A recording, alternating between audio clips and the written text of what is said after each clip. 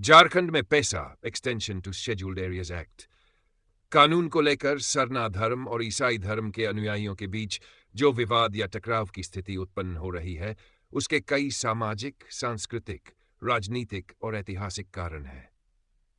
पेसा कानून आदिवासी क्षेत्रों में स्वशासन और ग्राम पंचायतों को मजबूत करने के उद्देश्य से लागू किया गया था, ताकि आदिवासी समाज अपनी पारंपरिक सामाजिक संरचनाओं और सांस्कृतिक पहचान को बनाए रख सके। हालांकि झारखंड जैसे राज्य में, जहां सरना धर्म और ईसाई धर्म के अनुयायी दोनों ही प्रमुख है, पेसा कानून को लेकर दोनों समुदायों के बीच तनाव उभरता रहा है। इस संघर्ष के कई पहलू हैं, जो निम्नलिखित कारणों से उत्पन्न हुए हैं। 1. धार्मिक पहचान और संस्कृति का मुद्दा। झारखंड में सरना धर्म के अनुयायी स्थानीय आदिवासी धर्म का पालन करते हैं, जो प्रकृति पूजा, पूर्वजों की पूजा और जंगल, पहाड़, नदियों आदि के प्रति गहरा सम्मान रखता है। सरना धर्म का आदिवासी संस्कृति में एक महत्वपूर्ण स्थान है और इसे उनकी पहचान और सामाजिक व्यवस्था का अभिन्न हिस्सा माना जाता है। दूसरी ओर ईसाई धर्म के अनुयायी, जिनमें से कई आदिवासी भी हैं, ईसाई मिशनरियों द्वारा प्रचारित धार्मिक विश्वासों और परंपराओं का पालन करते हैं। पेसा कानून में आदिवासी स्वशासन और पारंपरिक नियमों का नींव पड़ने की बात कही गई है, जिसे सरना धर्म के अनुयायी ये मानते हैं कि यह कानून उनकी सांस्कृतिक पहचान और धार्मिक परंपराओं को संरक्षित करने का एक साधन हो सकता है। वे इसे अपने धार्मिक और सांस्कृतिक अधिकारों की सुरक्षा के रूप में देखते हैं।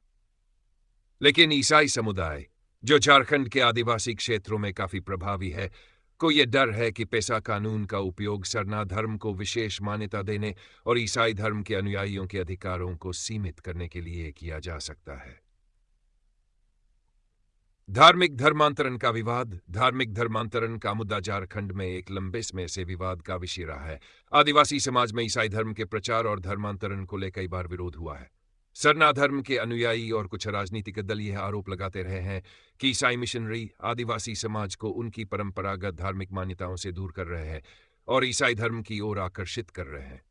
पेसा कानून को लेकर सरना धर्म और ईसाई धर्म के बीच विवाद और गहरा जाता है जब इसे धर्मांतरण के संदर्भ में देखा जाता।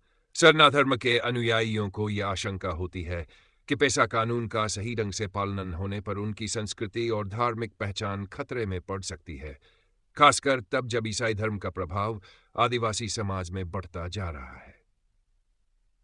नीतिक और सामाजिक शक्ति का संघर्ष। धार्मिक संघर्ष के अलावा पेसा कानून के संदर्भ में राजनीतिक और सामाजिक शक्ति का मुद्दा भी उभर कर सामने आता है।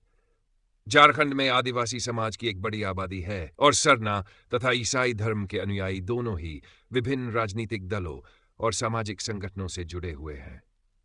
सरना धर्म के अनुयायी इस कानून को अपने राजनीतिक अधिकारों और स्वशासन की व्यवस्था को सुदृढ़ करने का माध्यम मानते हैं। वे पेसा कानून के जरिए ग्राम पंचायतों और परंपरागत आदिवासी नेताओं को अधिक अधिकार दिलाने की कोशिश करते हैं। वहीं ईसाई धर्म के अनुयायियों को यह डर है कि इस कानून के तहत सरना धर्म को अधिक महत्व मिलने से उनके सामाजिक और राजनीतिक अधिकारों में कटौती हो सकती है। 100. आर्थिक और भूमि विवाद। पेसा कानून के तहत आदिवासी क्षेत्रों में भूमि, जंगल और प्राकृतिक संसाधनों पर आदिवासियों के परंपरागत अधिकारों को मान्यता दी गई है। यह कानून स्थानीय ग्राम सभाओं को निर्णय लेने का अधिकार देता है, खासकर भूमि और वन संसाधनों के प्रबंधन में। सरना धर्म के अनुयायी इस कानून का समर्थन करते हैं क्योंकि उन्हें लगता है कि इससे उनकी पारंपरिक भूमि और संसाधनों की सुरक्षा होगी। वे ये भी मानते हैं कि इससे बाहरी तत्वों जो उनकी भूमि पर कब्जा करने की कोशिश कर रहे हैं को रोका जा सकेगा। दूसरी ओर ईसाई धर्म के कुछ अनुयायी इस कानून को इस दृष्टिकोण से देखते हैं कि ये उनके समुदाय के विकास और उनके आर्थिक अवसरों को सीमित कर सकता है, खासकर तब जब वे भूमि या अन्य संसाधनों का उपयोग करना चाहें। बाय शिक्षा और जागरूकता का अंतर।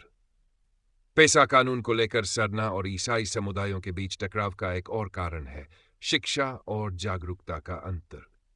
सरना धर्म के अनुयायी अक्सर शिक्षा और संसाधनों की कमी से जूझ रहे होते हैं, जबकि ईसाई समुदाय के कई सदस्य मिशनरियों द्वारा संचालित स्कूलों और संस्थानों से शिक्षा प्राप्त कर चुके हैं। इसका परिणाम यह होता है कि पेसा कानून के प्रावधानों और इसके कार्यान्वयन को लेकर दोनों समुदायों के बीच अलग अलग धारणाएं विकसित होती हैं। 6. समाज में विभाजन और बाहरी हस्तक्षेप। पेसा कानून के संदर्भ में सरना और ईसाई समुदायों के बीच का विवाद सिर्फ स्थानीय स्तर पर ही नहीं है, बल्कि इसमें बाहरी हस्तक्षेप का भी बड़ा प्रभाव है। कई बार राजनीतिक और धार्मिक संगठन इन मुद्दों का इस्तेमाल अपने हितों को साधने के लिए करते हैं। इससे समाज में विभाजन की स्थिति पैदा होती है और दोनों समुदायों के बीच अविश्वास और विवाद बढ़ते हैं। सरकार की भूमिका और नीति निर्माण। सरकार की भूमिका भी इस विवाद में महत्वपूर्ण है। झारखंड की सरकारें विभिन्न समय पर पेसा कानून के कार्यान्वयन को लेकर अलग अलग रुख अपनाती रही है। कुछ सरकारें इसे आदिवासी अधिकारों की सुरक्षा के रूप में देखती हैं, जबकि कुछ इसे विकास और आधुनिकता के रास्ते में बाधा मानती है। सरकार की नीति और दृष्टिकोण का प्रभाव सरना और ईसाई समुदायों के बीच संबंधों पर भी पड़ता है। अगर सरकार सरना धर्म को विशेष मान्यता देने की दिशा में कोई कदम उठाती है, तो ईसाई समुदाय में असंतोष पैदा हो सकता है। इसके विपरीत, अगर सरकार धर्मांतरण के मुद्दे पर सख्ती बरतती है, तो सरना धर्म के अनुयायी इसे अपनी सांस्कृतिक पहचान की रक्षा के रूप में देखते हैं। न्यायिक हस्तक्षेप और कानूनी विवाद। पेसा कानून के संदर्भ में न्यायालयों में भी कई बार मामले पहुंचते हैं। सरना और ईसाई समुदाय के बीच विवाद तब और बढ़ जाता है जब कानूनी स्तर पर भी इसे चुनौती दी जाती है। न्यायिक हस्तक्षेप कई बार विवाद को सुलझाने में सहायक होता है, लेकिन कई बार इससे विवाद और गहरा जाता है, खासकर जब निर्णय किसी एक समुदाय के पक्ष में आता है। निष्कर्ष: झारखंड में पेसा कानून को लेकर सरना धर्म और ईसाई धर्म के बीच का विवाद धार्मिक, सामाजिक, आर्थिक और राजनीतिक मुद्दों का मिश्रण है। यह सिर्फ एक कानूनी या धार्मिक मुद्दा नहीं है, बल्कि इसमें आदिवासी समाज की सांस्कृतिक पहचान, भूमि और संसाधनों पर अधिकार, धार्मिक धर्मांतरण का मुद्दा और राजनीतिक शक्ति का संघर्ष भी निहित है। इस विवाद का समाधान तभी संभव है जब सभी संबंधित पक्ष, सरना धर्म के अनुयायी, ईसाई समुदाय, सरकार और न्यायपालिका एक साथ मिलकर संवाद के माध्यम से समझौता करें। आदिवासी समाज की सांस्कृतिक विविधता और उनकी पारंपरिक मान्यताओं का सम्मान करते हुए एक ऐसा रास्ता निकालना होगा जो सभी समुदायों के अधिकारों और स्वतंत्रता की रक्षा करे।